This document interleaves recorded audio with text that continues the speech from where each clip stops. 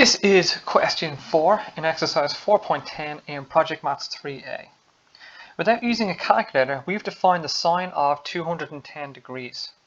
So that's going to require use of the unit circle, which we have a diagram of over here on the right.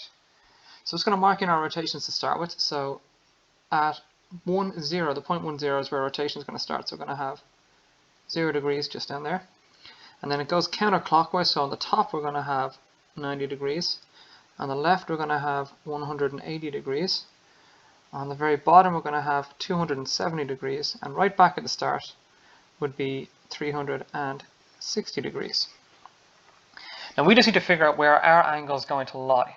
So we've got the angle 210 degrees, which is between 180 and 270.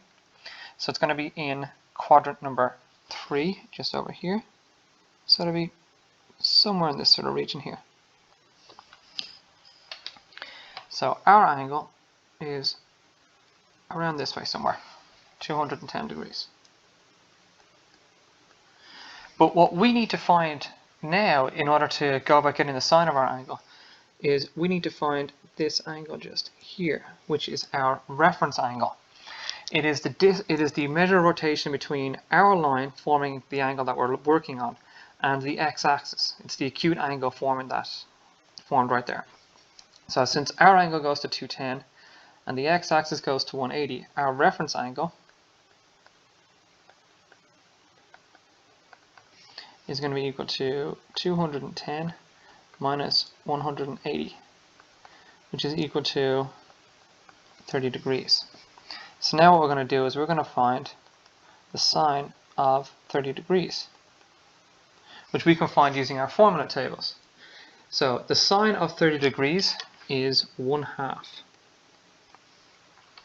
And now what we need to do using the unit circle is we need to figure out in what quadrants are what ratios positive or negative.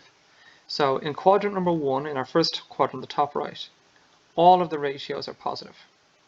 In quadrant number 2, only sine is positive. In quadrant number 3, only tan is positive. And in quadrant number 4, only cos is positive. So we have got an angle that is in quadrant 3, and we are not being asked for the tan of it, we're being asked for the sine of it. So that means that the sine of 210 degrees is going to be equal to minus 1/2. And that is that.